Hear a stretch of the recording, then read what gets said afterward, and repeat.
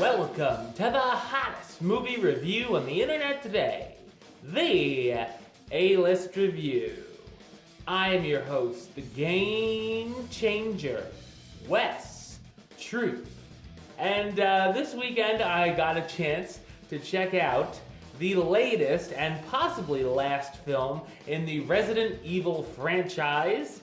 And yeah, let's see what I thought about that, shall we? Ladies and gentlemen, here is my review of the 2017 action horror film, Resident Evil: The Final Chapter.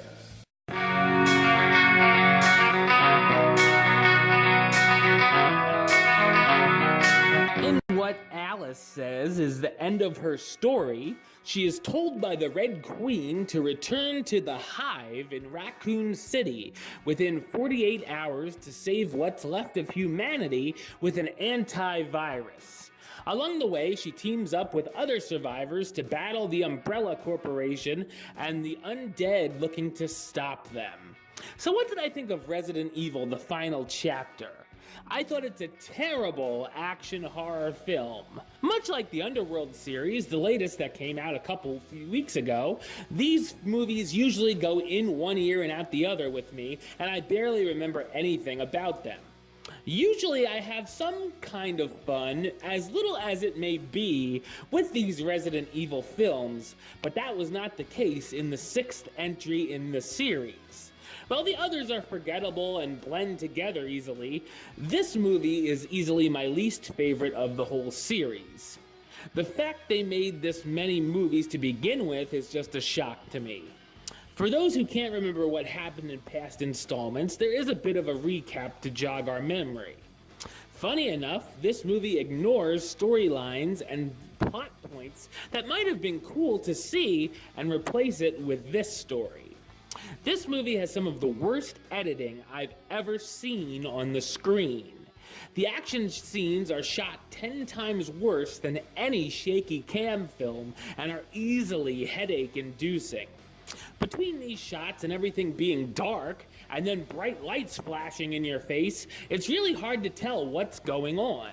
There's even times characters die, and I had no clue who just bit the dust. The action that I could see was okay, between Alice being chased by a monster, fighting on top of a tank, shootouts and fights with zombies, and of course a big-time showdown.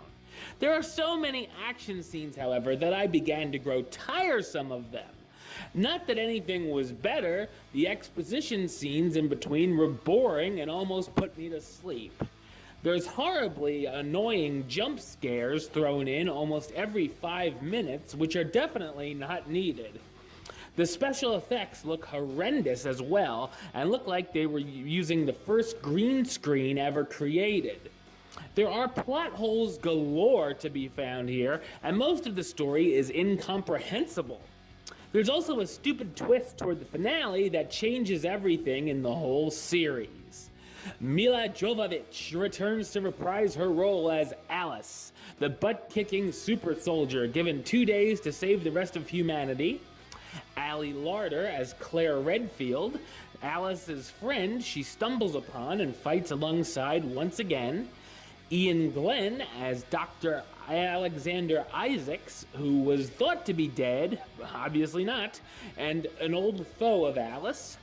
Sean Roberts as Albert Wesker, who has once again betrayed Alice and once again becomes an antagonist. And Ruby Rose, who seems to be in every other movie that comes out these days, as Abigail, one of the survivors Alice teams up with. Resident Evil: The Final Chapter is a movie that should have premiered in the $5 bin at Walmart instead of in theaters, and isn't just insufferable, but much of it is unwatchable. I'm gonna give it the rating of, you guessed it, Resident Evil: The Final Chapter. If hopefully this is the final chapter.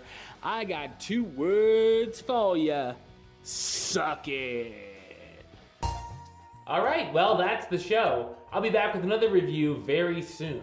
But until then, don't forget to subscribe right here on YouTube, youtube.com/westside515.